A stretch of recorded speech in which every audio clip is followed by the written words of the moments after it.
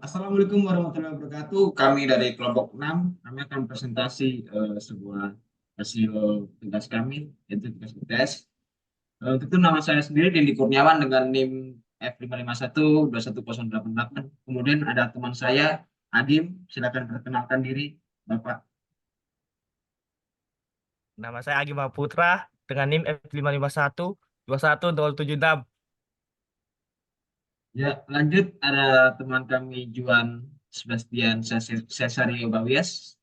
Tolong perkenalkan diri Anda. Perkenalkan, nama saya Juan Sebastian Cesario Bawias, Stambuk F551210077. Kemudian ada Akbar Tawil. Tolong persilahkan perkenalkan diri Anda. Baik, perkenalkan nama saya Akbar Tawil dengan NIM F551-21041. Lanjut ada Ajriansa. Perkenalkan, nama saya Ajriansa dengan NIM F551-21046. Kemudian ada Muhammad Jihad. Tolong perkenalkan diri Anda. Perkenalkan, nama saya Muhammad Jihad Khalid dengan NIM F551211063. Kemudian ada Muhammad Rehan. Silahkan perkenalkan diri Anda. Perkenalkan, nama saya Muhammad Rihan dengan NIM F551-21008. Oke, kita langsung masuk saja ke pembahasan. Adim, minta share screen.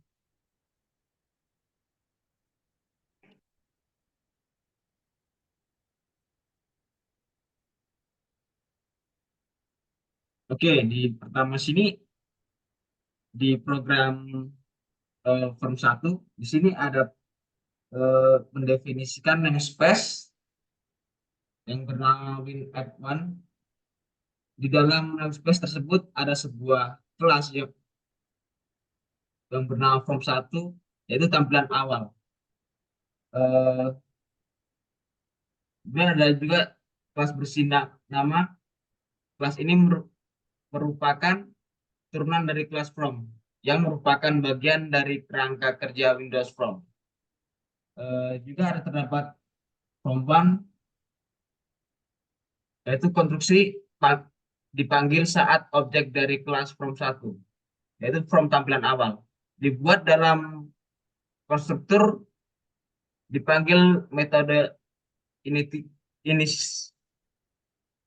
initialize komponen, yaitu metode ini merupakan metode otomatis yang digenerate oleh desain Visual Studio Code dan berisi kode-kode untuk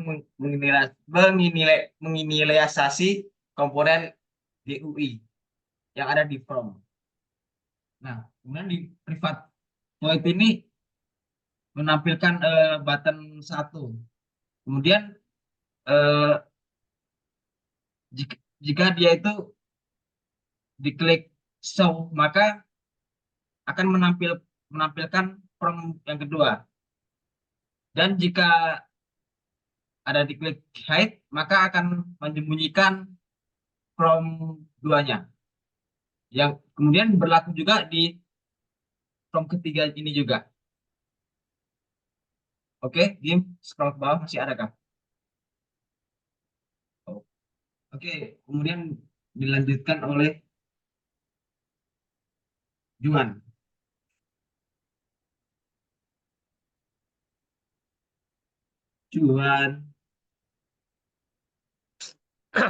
Oke, selanjutnya itu terdapat proses dalam menjalankan form desainnya. Pada form 2 CS ini dimulai dengan mendefinisikan namespace Windows Form app1, dan di dalam namespace tersebut ada sebuah kelas parsial bernama form 2, form background worker main thread. Kelas ini merupakan turunan dari kelas form. Pada konstruktor kelas form back worker main thread ini terdapat inisiasi komponen GUI melalui pemanggilan metode initial komponen. Selanjutnya itu sebuah objek background worker baru, background worker 1, dibuat dan diinisialisasi. background worker ini digunakan untuk menjalankan operasi secara asinkron di latar belakang. Properti pada worker reports progress dari background worker 1 ini diset menjadi true yang mengizinkannya untuk melaporkan kemajuan pekerjaan. Event handler do work, progress change, dan run worker complete dihubungkan dengan metode-metode yang sesuai. Ini akan menangani logika di balik operasi yang berjalan di latar belakang. Kemudian itu pada baris berikutnya itu ada event handler button 1 atau klik button start. Ketika tombol button start ditekan, event handler ini dipanggil. Metode run worker async pada objek background worker 1 yang akan memulai eksekusi operasi di latar belakang melalui metode background worker 1. Kemudian selanjutnya itu di metode background worker 1 do work. Ini metode yang digunakan pada bagian dari logika di latar belakang yang dijalankan oleh background worker. Dalam loop for, progress dari operasi diupdate melalui pemanggilan report progress. Pemanggilan create sleep 50 digunakan untuk menunda eksekusi selama 50 milidetik pada setiap iterasi. Kemudian itu event handler background worker 1 progress change. Ini dipanggil ketika ada kemajuan dalam pekerjaan di latar belakang property value dari progress work 1. Oke, selanjutnya saya serahkan pada rekan saya, Saudara Raihan. Oke, baik. Selanjutnya masuk ke tahap di sini terdapat fungsi void yang mana ini berfungsi untuk menampilkan progress bar. Jadi progress bar nanti akan ditampilkan ketika ingin menggunakan form ini. Kemudian selanjutnya itu ada private void yang digunakan untuk menampilkan message box untuk menampilkan notifikasi ketika background worker main itu telah selesai. Selanjutnya di bawah sini terdapat fungsi button 2 underscore klik, yang mana button ini itu terletak di sebelah kiri bawah. Fungsinya untuk agar pengguna bisa kembali ke form main dari background worker ini. Selanjutnya akan dijelaskan oleh rekan saya.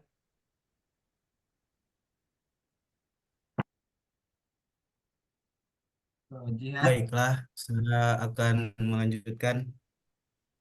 Pada From 3 ini yang pertama-tama itu program itu dimulai dengan mendefinisikan namespace win from app 1 yang dimana di dalam namespace tersebut ada sebuah kelas yang bernama From 3. Kelas ini merupakan turunan dari kelas From pada konstruktor kelas 3, From 3. Kemudian terdapat inisiasi komponen GUI melalui pemanggilan dengan metode initialize komponen. Selanjutnya terdapat button klik yang dimana ini button yang digunakan untuk menjalankan metode dari finframes. Kemudian ada juga metode finfresh. Metode ini merupakan perhitungan untuk menentukan bilangan prima hingga batas yang ditentukan. Di sini batas ditentukan itu yaitu 1000.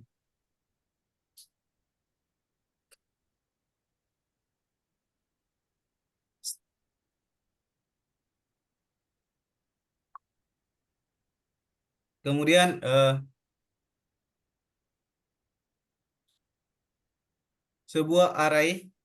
terdapat sebuah array frames yang diinisiasikan untuk menyimpan status apakah suatu bilangan adalah bilangan prima atau bukan.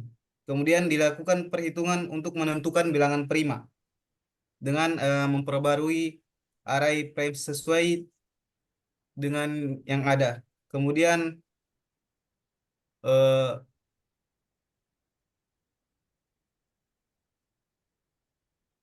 setelah selesai terdapat message box yang dimana akan menampilkan background worker self treat telah selesai. Selanjutnya akan dijelaskan teman saya. Baik, langsung saja.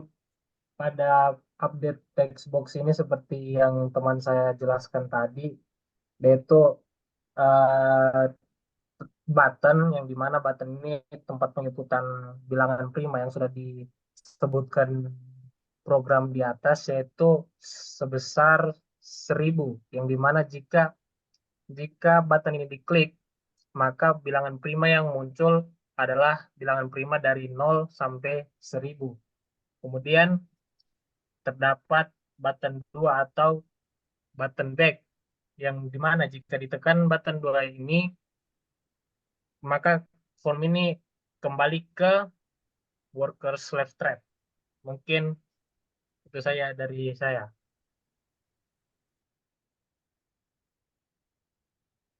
Oke, untuk mensimulasikannya yang pertama yaitu tampilan dari form utamanya. Dan di mana di tampilan utama ini terdapat background worker, terdapat button background worker main thread dan juga button background worker slave thread. Yang dimana saya akan mensimulasikan background worker main thread. Nah, ketika ditekan dia akan masuk ke dalam form background worker main thread.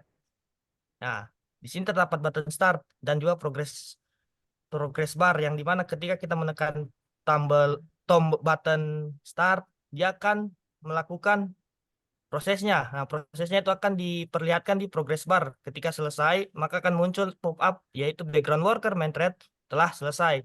Kemudian pencet OK dan untuk kembali ke tampilan sebelumnya yaitu tekan tombol back. Nah, selanjutnya akan dijelaskan oleh teman saya yaitu Hajriansa. Oke, baiklah.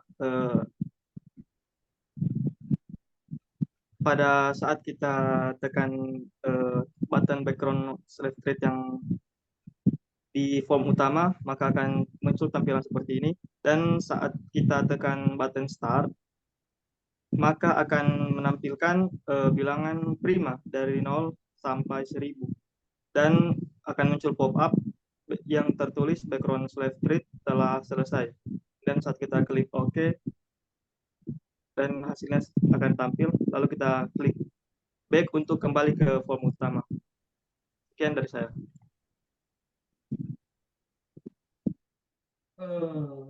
Sudah ini. Mungkin hanya itu sekian dari kami.